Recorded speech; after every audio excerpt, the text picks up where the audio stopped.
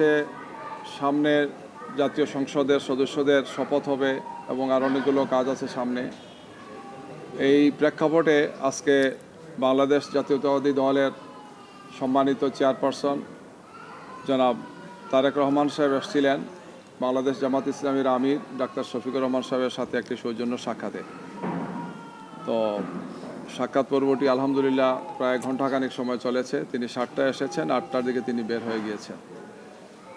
আমাদের নেতৃবৃন্দের মধ্যে আমাদের সম্মানিত নায়েবে আমির জনাব ডাক্তার আবদুল্লাহ মোহাম্মদ তাহের, নবনির্বাচিত জাতীয় সংসদের সদস্য তিনি ছিলেন, আমরা ছিলাম। ওনার সাথে আরও কিছু দায়িত্বশীল নেতৃবৃন্দ ছিলেন, বিশেষ করে জনাব মির্জা ফখরুল ইসলাম আলমগীর সাহেব, মহাসচিব জাতীয়তাবাদী দল বিএনপির, এবং স্থায়ী কমিটির সদস্য জনাব নজরুল ইসলাম খান সহ আরও কিছু কেন্দ্রীয় নেতৃবৃন্দ তার সাথে ছিলেন।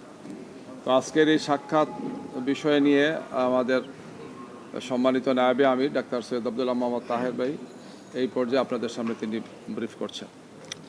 জি, বিসমিল্লাহির রহমানির রহিম। সম্মানিত সাংবাদিকবৃন্দ, আসসালামু আলাইকুম। নির্বাচনোত্তর সম্ভাব্য প্রধানমন্ত্রী যিনি হবেন আমাদের জনাব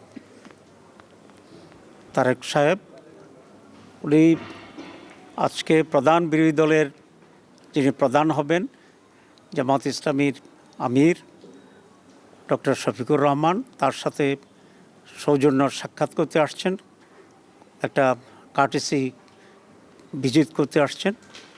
এটাকে আমরা ওয়েলকাম করি। আমি মনে করি এই ধরনের নিউ কালচার নিজেদের ভিতরে থাকাটা এটা একটা গুণগত পরিবর্তন। It's a good beginning. অত্যন্ত সাহায্যপূর্ণ পরিবেশে আলোচনা হয়েছে। আমরা দীর্ঘদিন বিএনপি এবং জামাত ইসলামী একসাথে স্বৈরাচার বিরুদ্ধে আন্দোলন করেছি, সংগ্রাম করেছি, গঠনে আমরা সরকারের অংশগ্রহণ ছিলাম। এখন একটা ফ্যাসিবাদের পতনের পরে আমরা দুটি দল আলাদাভাবে নির্বাচন করেছি, কিন্তু আমাদের ভিতরে আমরা আশা করি একটা সৌহার্দ্যপূর্ণ পরিবেশের মাধ্যমেই আগামী সময়গুলোকে আমরা রাষ্ট্র পরিচালনায় সরকার এবং বিরোধী দল সমন্বিতভাবেই আমরা দেশের জন্য কল্যাণমূলক কাজ করতে পারব। আমরা এই ব্যাপারে একমত হয়েছি যে সকলে মিলে একসাথেই একটা কনস্ট্রাকটিভ ফিউচার আমরা গ্রহণ করতে পারবো, একটি নতুন বাংলাদেশ আমরা গঠন করতে পারবো। মৌলিকভাবে আমরা এই আলোচনা একমত হয়েছি এবং নিজেদের ভিতরে মৌলিক কোনো ঝামেল হলে আলোচনা ভিত্তিতে যাতে একটা পজিটিভ একটা সমাধান আসতে পারে সেই সব বিষয়ে আমরা আলোচনা করেছি। আমাদের আমির জামাত বলেছেন যে কয়েকটি প্রায়োরিটি বিষয়ে এখানে আমাদের আলোচনা হয়েছে। প্রথম কথা হচ্ছে ল অ্যান্ড অর্ডার সিচুয়েশন, মানুষের সিকিউরিটি ইস্যুটা হচ্ছে সবচেয়ে বেশি। এই বিষয়ে যেন সরকার অত্যন্ত গুরুত্ব দিয়ে কাজ করে। এরপরে ইকোনমির ব্যাপারে আমরা কথা বলেছি এবং বিশেষ করে জনগণের যে মৌলিক যে প্রয়োজনগুলো আছে, খাদ্য, বাসস্থান, এডুকেশন, এসব বিবেকে অগ্রাধিকার পদ্ধতিতে যেন সরকার কাজে করে সে ব্যাপারে আমরা দৃষ্টি আকর্ষণ করেছি। It's a beginning. আমি মনে করি যে একটা মৌলিক কোয়ালিটেটিভ চেঞ্জ যাতে আমরা এদেশে পেতে পারি সে বিষয়েও আমরা দৃষ্টি আকর্ষণ করেছি। পজিটিভ যে কোনো বিষয় আছে আমরা বলেছি আমরা কোঅপারেট করব এবং জনগণের স্বার্থের বিরুদ্ধে এবং জনগণের কোনো কল্যাণের বিপরীতে যদি সেরকম কোনো ভূমিকা থাকে আমরা অবশ্যই সে ব্যাপারে আমরা প্রতিবাদ এবং ভূমিকা নেওয়ার জন্য আমরা প্রস্তুত আছি। এতটুকুই কথা হয়েছে আজকে। সবাইকে ধন্যবাদ। এটা হচ্ছে যে গত 16 বছরে এই সৌহার্দ্যপূর্ণ পরিবেশটা ছিল না। সরকার এবং বিরোধী দলের মধ্যে এক ধরনের শত্রুতাপূর্ণ সম্পর্ক ছিল।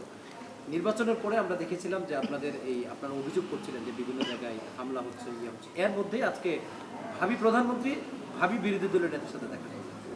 এটা বাংলাদেশের রাজনীতিতে কতটুকু ইতিবাচক প্রভাব বয়ে নিয়ে আসবে? তৃণমূলও কোনো বার্তা যাচ্ছে কিনা যেসব জায়গায় ঝামেলা হচ্ছে এগুলো বন্ধ হবে? বিভিন্ন জায়গায় কিছু অঘটন ঘটেছে, কিছু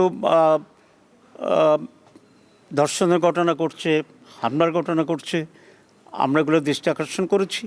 আমরা মনে করি সরকার এ ব্যাপারে অত্যন্ত সিরিয়াস ভূমিকা পালন করবে এবং দেশকে একটা পজিটিভ দিকে নিয়ে যাবে। তার ভাই, আগে কথা হয়েছে সবসময় আমিনুল জামান বলেছেন যে তারা সবাইকে নিয়েই সরকার গঠন করবে যদি তারা ক্ষমতায় যায়। আপনারা আসলে বরাবরই বলছেন যে জুলাই শক্তিগুলো এক থাকতে হবে যে কোনো মূল্যে, তা না হলে আওয়ামী লীগ বা ফ্যাসিবাদ ফিরে আসার একটা পসিবিলিটি আছে।